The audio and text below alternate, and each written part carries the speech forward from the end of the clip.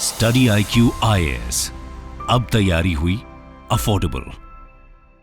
नमस्कार, मैं हूं आशीष और वापस नेहरू जी को बुलाना पड़ रहा है। हर बार नेहरू अपने आप को पॉलिटिकली सिग्निफिकेंट साबित कर देते हैं। जब भी सेशंस चलते हैं पार्लियामेंट के या किसी राज्य का चुनाव होता है, नेहरू और नेहरू से रिलेटेड डिबेट्स हमारे बीच में आते रहते हैं।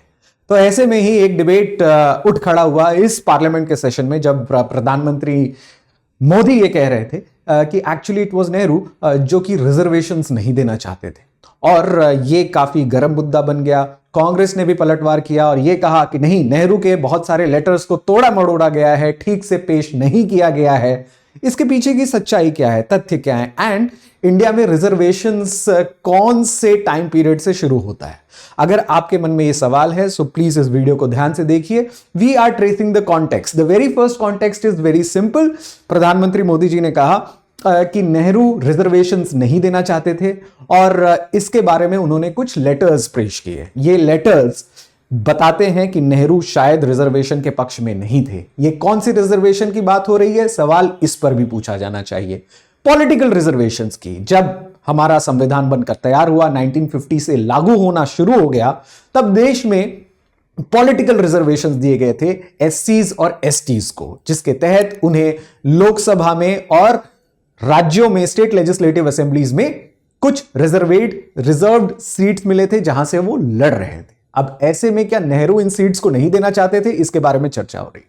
ये चर्चा एक किताब से जुड़ी है। द किताब is edited by Madhav Khosla और ये किताब है नेहरू जी के लेटर्स की, जो वो अपने प्रधानमंत्री काल के दौरान मुख्यमंत्रियों को लिखते थे। So in those letters, one of the particular letter which was dated 27th of June 1961 को वो एक लेटर लिखते हैं और इस लेटर से रिलेटेड बातें होती हैं। ये लेटर आपके सामने यहां पर मौजूद है। Let's see this. From this letter he is telling that एक नेशनल इंटीग्रेशन काउंसिल की मीटिंग हुई, जिसके तहत मैंने देश के मुख्यमंत्रियों से वार्तालाप किया, और उसके बाद वो कहते हैं, in the recent meetings we held were in which chief ministers were present to consider national integration, laid down that help should be given on economic consideration and not on caste। तो letter को पूरा पढ़ने की जरूरत है। Letter में यह कहा जा रहा है कि प्रधानमंत्री नेहरू इस बात से बिल्कुल सहमत थे कि रिजर्वेशन इकोनॉमिक बैकवर्डनेस पे दिया जाना चाहिए, यानी कि आपकी आर्थिक प्रेजेंस या आपकी आर्थिक स्टेटस के ऊपर दिया जाना चाहिए, इकोनॉमिक स्टेटस के ऊपर दिया जाना चाहिए। जाति के ऊपर रिजर्वेशन देना ठीक बात नहीं है। Then he says, it is true that we are tied up with certain rules and conventions about helping scheduled caste and tribes. They deserve help. But even so, I dislike any kind of reservation, more particularly in services. तो वो कह रहे हैं कि देखिए, economic status पे हमें reservation देना चाहिए, ये बात तो ठीक है, लेकिन हम कुछ नियमों से बंधे हुए हैं और ये नियम हमें शेड्यूल्ड कास्ट और ट्राइब्स को रिजर्वेशन देने के लिए मजबूर करते हैं। Am I with respect to reservation, वो कहते हैं, I dislike any kind of reservation specially in services. जहां तक सर्विसेज की बात है, यानी कि नौकरी में रिजर्वेशन देने की बात है, मैं इस बात से सहमत उतना नहीं हूं। यह बात ध्यान रहनी चाहिए कि इस समय तक 1950s तक या 61 तक भी नौकरियों में रिजर्वेशन देने के बात पर चर्चाएं चल रही थी। There were commissions which were followed, और ये कमीशंस इस बारे में डिबेट कर रहा था कि कौन से कैटेगरी के लोगों को रिजर्वेशन दी जानी चाहिए। क्या हम रिजर्वेशन जाति के आधार पर देंगे, या रिजर्वेशन सोशल और इकोनॉमिक स्टेटस पर देंगे, या एजुकेशनल स्टेटस पर भी दे सकते हैं कि जो आर्थिक, सामाजिक और शैक्षणिक तौर पर, एजुकेशनल तौर पर पिछड़े हैं, उनको रिजर्वेशन देना चाहिए, या सिर्फ और सिर्फ जाति ही एक क्राइटेरिया होनी चाहिए जिस पर रिजर्वेशन देना चाहिए। अब इस बात पे चर्चा चल रही थी। इस लेटर को आपने देखा, पढ़ा, इसको और भी पढ़ सकते हैं आप। मैं इसके लिए ये पीडीएफ जरूर शेयर करूंगा, ये पीपीटी जरूर शेयर करूंगा, ताकि आप एक लेटर देख सकें, और ये बुक भी अवेलेबल है, आप चाहें तो इसे पढ़ सकते हैं। नाउ, इसमें एक बात वो और कहते हैं, and that is a very interesting thing. वो ये कहते हैं कि I react strongly against anything which leads to inefficiency and second rate standards. वो सर्विसेज के बारे में बात कर रहे थे कि भारतीय नौकरशाही या भारतीय ब्यूरोक्रेसी सर्विसेज में कुछ भी सेकेंड रेट नहीं होना चाहिए। I want my country to be a first class country in everything. The moment we encourage second rate, we are lost. इस लाइन को कई बार चीफ जस्टिस ने कोट भी किया है सुप्रीम कोर्ट के जजमेंट्स में, जहां पर वो नेहरू के इस फर्स्ट क्लास अप्रोच को दर्शाने की कोशिश कर रहे थे, और कहीं ना कहीं अकॉर्डिंग टू नेहरू रिजर्वेशन हमारे फर्स्ट क्लास सर्विसेज के बीच में बाधा बन रहा था। अब सवाल यह है कि क्या नेहरू ही थे जो रिजर्वेशन के लिए मना कर रहे थे, या रिजर्वेशन की कहानी कहीं और से आती? एक्चुअली रिजर्वेशन की कहानी is not tied up with Nehru, इसकी कहानी हमारे इंडियन इंडिपेंडेंस मूवमेंट से जुड़ी हुई है। But before I come to that, I want to tell you about a very important success in prelims program that we have at study IQ. आपके success की कहानी, आपके एक सीट रिजर्व करने की कहानी जो कि सिविल सर्विसेज के फाइनल एग्जाम में है, वो किसी रिजर्वेशन से जुड़कर नहीं जाती है, वो आपके मेहनत से जुड़कर जाती है। मेहनत जो कैटेगरीज में है और जो कैटेगरीज में नहीं है, उन दोनों को करनी होती है। ऐसा नहीं है कि देश के प्रीमियर एग्जाम में आप बिना मेहनत किए घुस जाएंगे। सो द मेहनत is out here, success in prelims, जिसमें आपको सिर्फ प्रीलिम्स की तैयारी करवाई जाएगी, बिकॉज प्रीलिम्स पास में है, मई में प्रीलिम्स आ रहा है। And in order to get your entire course covered up within 3.5 months, आप सक्सेस इन प्रीलिम्स प्रोग्राम में पार्टिसिपेट कर सकते हैं। इसमें आपको current affairs, regular tests, weekly tests और साथ ही साथ 8 प्रकार के 8 important schedule test which will be in the line of UPSC, ये आपको एक साथ पैकेजेस में मिलते हैं। Now SIP courses are live from 20th of December, so don't forget to subscribe to it. Provided you use the code ASHLIVE। जब आप ये कोड यूज करेंगे, कूपन कोड, तो आपको एडेड डिस्काउंट मिलेगा, सबसे ज्यादा डिस्काउंट मिलता है, and that is where you get the edge. So don't forget to use the code ASHLIVE to get your maximum discount.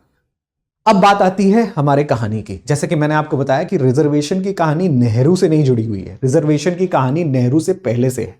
जी हां, बात है गांधी की। It was an element of Gandhi which brought reservation to Indian politics and to the Indian scene.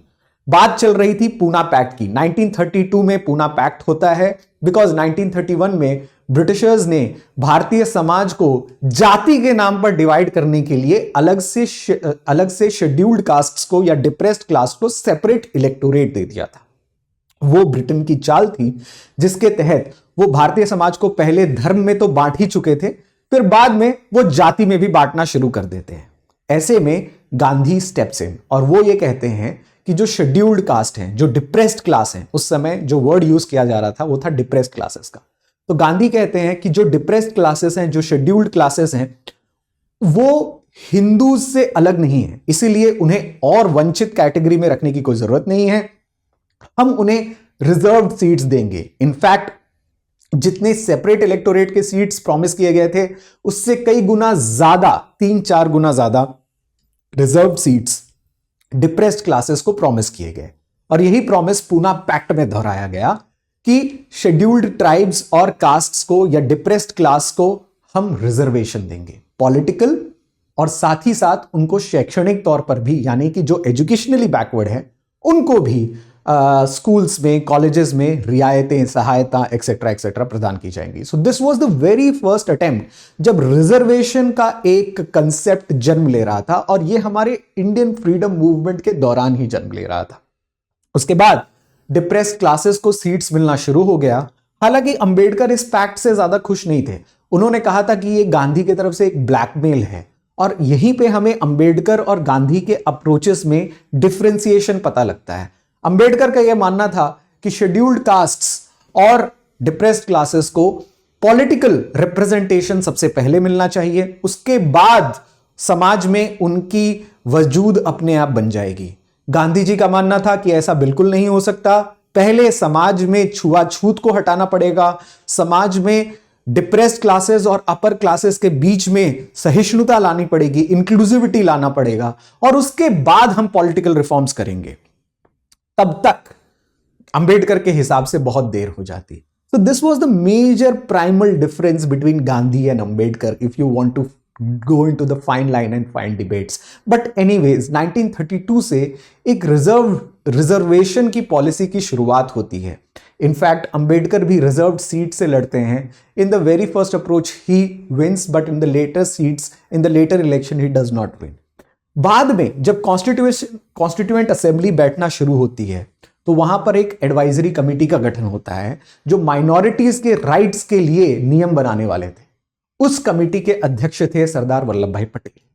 Sardar Vallabh भाई पटेल की समिति सबसे पहले recommend करती है कॉन्स्टिट्यूएंट असेंबली में 1947 में ही कि अब हमें वंचितों को, शेड्यूल्ड कास्ट को और ट्राइब्स को पॉलिटिकल रिजर्वेशन देना है, यानी कि उन्हें पार्लियामेंट में और स्टेट लेजिस्लेचर्स में रिजर्व्ड सीट्स देना बहुत ही जरूरी है।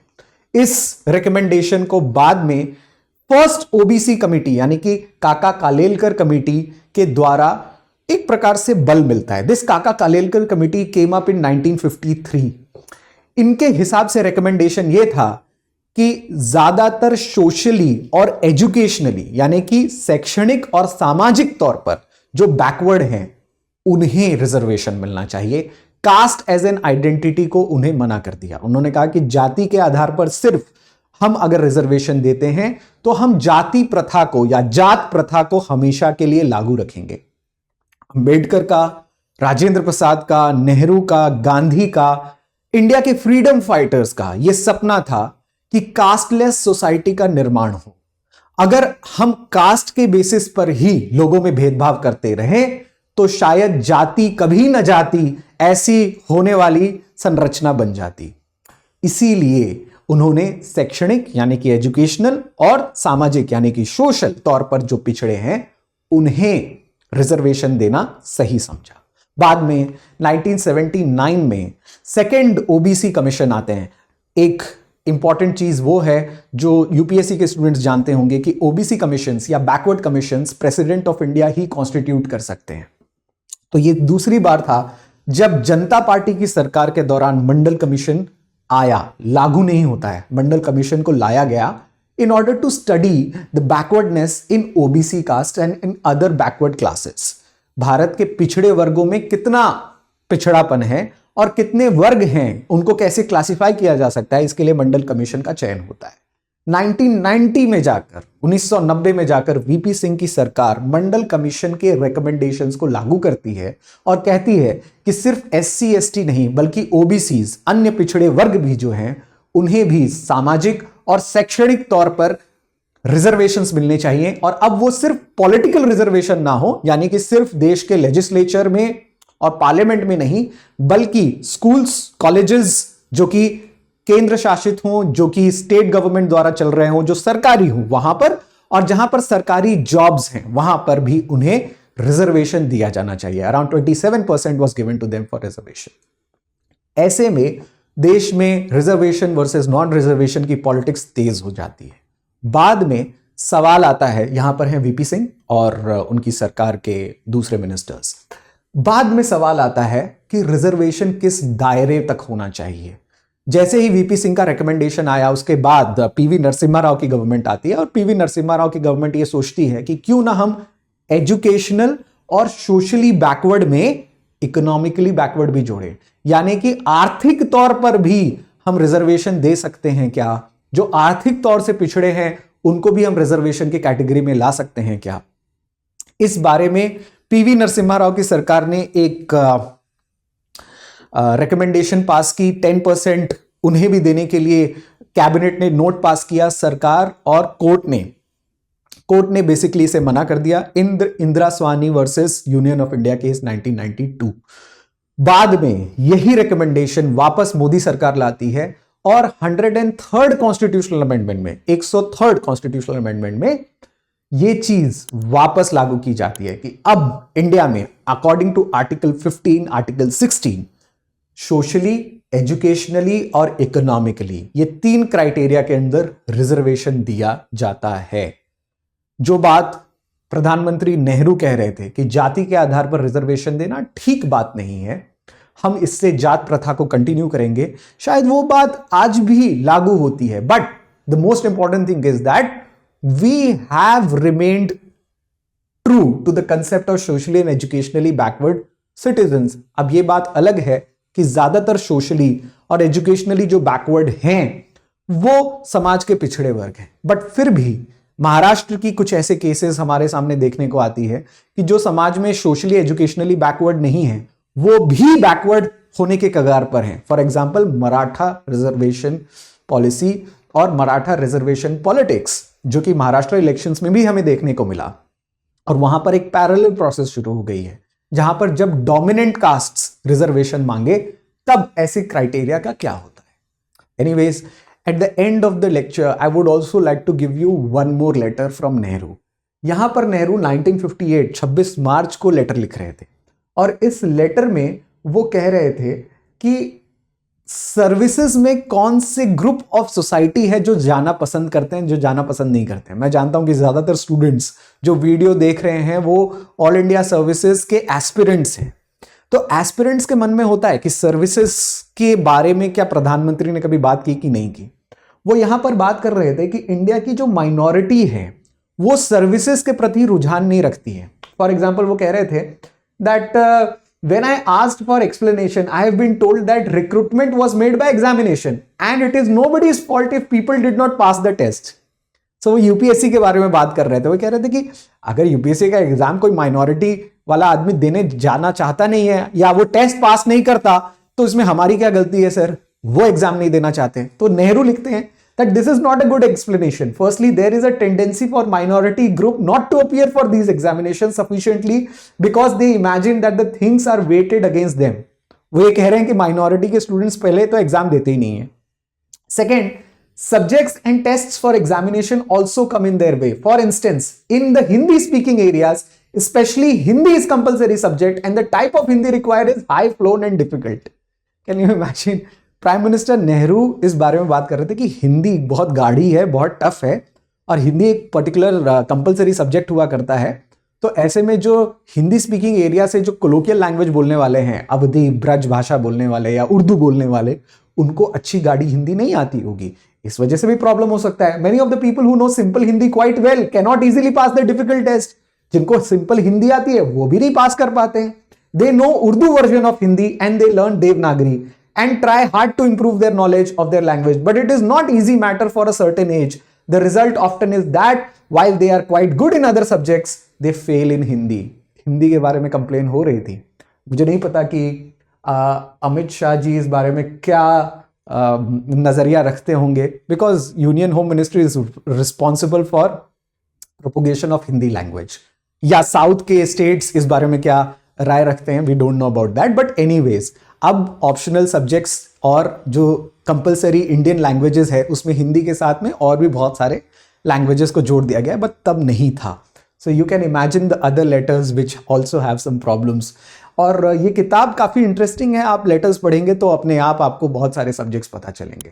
I hope you enjoyed this session. जाने से पहले मैं हमारे मेंटरशिप प्रोग्राम के बारे में आपको बता देना चाहता हूँ कि बहुत सारे स्टूडेंट्स ऐसे भी हैं जो सिर्फ मेंटरशिप के खोज में हैं, यानी कि वो तैयारी तो कर चुके हैं या हमारे साथ कर रहे हैं, लेकिन उनको एक एक्सक्लूसिव मेंटरशिप चाहिए। ऐसे में हमारे बीच में हमारे retired IAS officer and ex coal secretary of India mister Anil Swarup exclusive mentorship लेकर आ रहे हैं, which is called as Sambhav super 100 students will be given exclusive mentorship. You have to use the code ASHLIVE in order to get the maximum discount which is possible. यहां पर आपको mentorship दी जाएगी, guidance दिया जाएगा। Particularly it is also true for दो students जो अब interview की तैयारी कर रहे हैं, बिकॉज मेंस का रिजल्ट आ चुका है और इंटरव्यू के लिए तैयारी जा रहे हैं। हालांकि we also have our interview guided program IGP which is going on of study IQ IAS. You are free to join that. I hope you enjoyed this session. If you have any suggestions or if you have any other notices for any other discussion, feel free to join the Telegram group here. और तैयारी से related आप कुछ सवाल पूछना चाहते हैं, मुझसे डिस्कस करना चाहते हैं, feel free to join the Telegram group. I'll be more than happy to guide you. Thank you for watching. Study IQ IAS. अब तैयारी हुई अफोर्डेबल।